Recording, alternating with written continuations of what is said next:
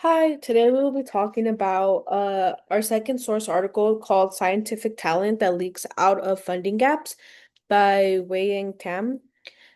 And basically, this article talks about a lot of the NIH funding cuts that are happening and the grants that are being lost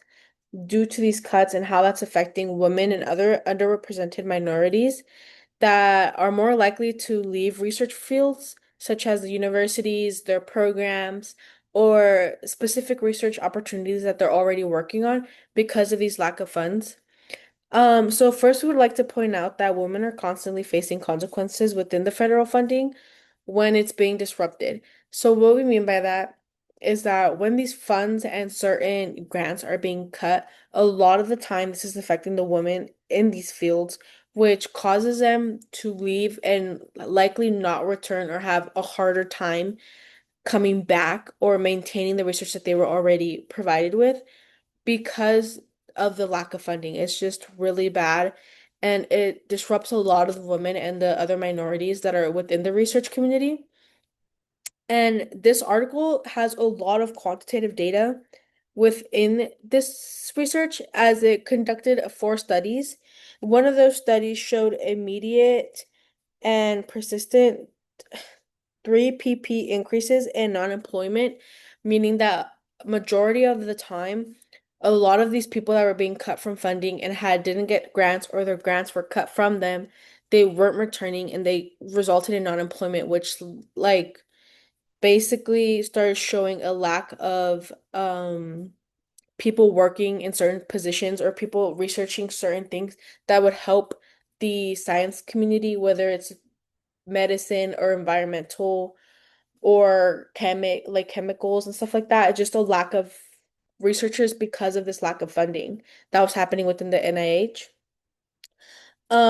This article also provides concrete evidence for policymakers that the talent is quite literally leaking out, which is what this article is really talking about and what it's emphasizing as the title states itself,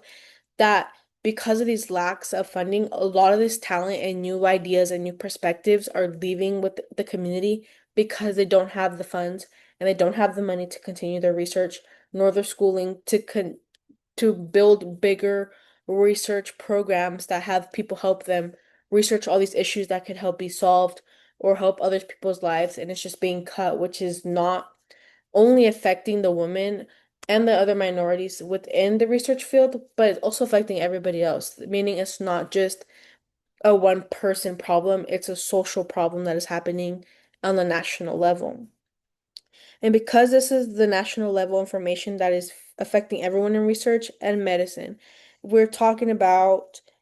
this not being a system level problem, not just an individual problem.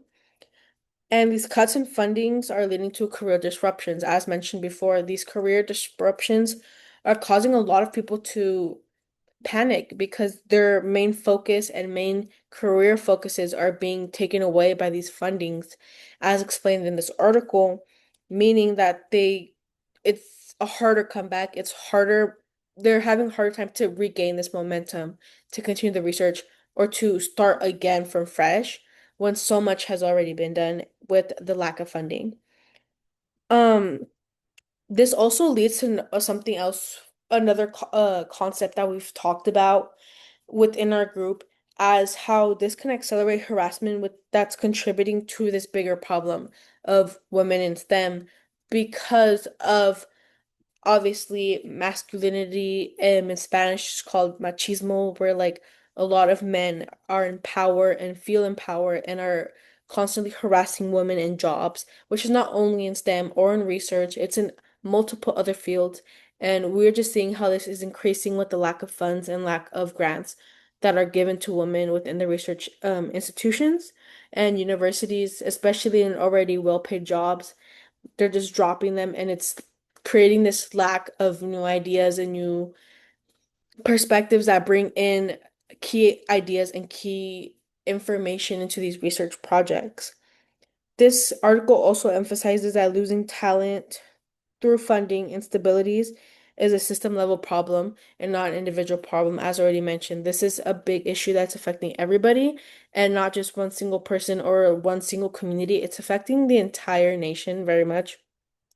because we need women in research.